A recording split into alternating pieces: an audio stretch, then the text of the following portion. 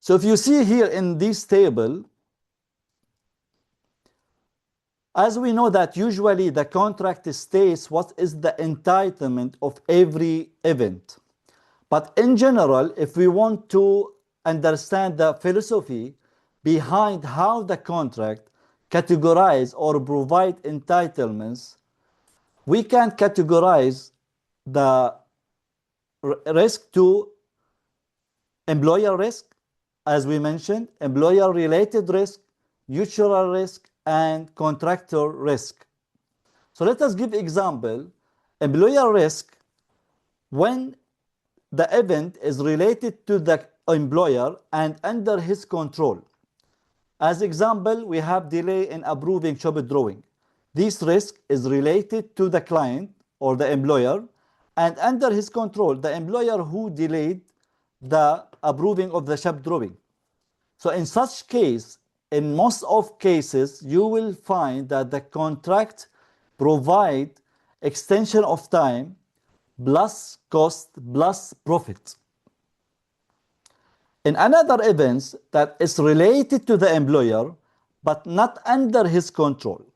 As example, we have the unforeseen site condition.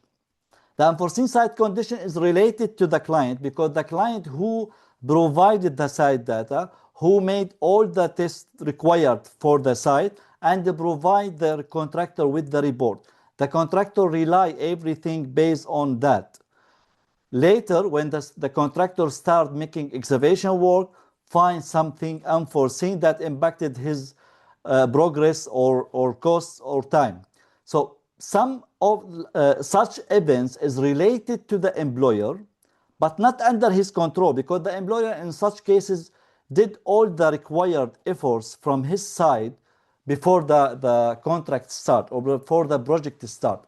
So such events, you will find that the contract provide time plus cost, but without profit. We have the third type of risk or categories is the natural events. As example, the force majeure.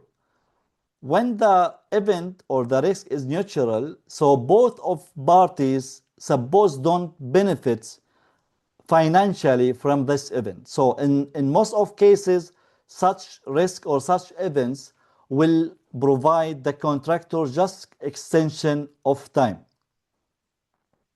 Then we have the last category for sure is the contractor risk. So this event is belong to the contractor. In such case, we will not have neither time or cost or anything, and the employer will be applicable to apply liquidated damages.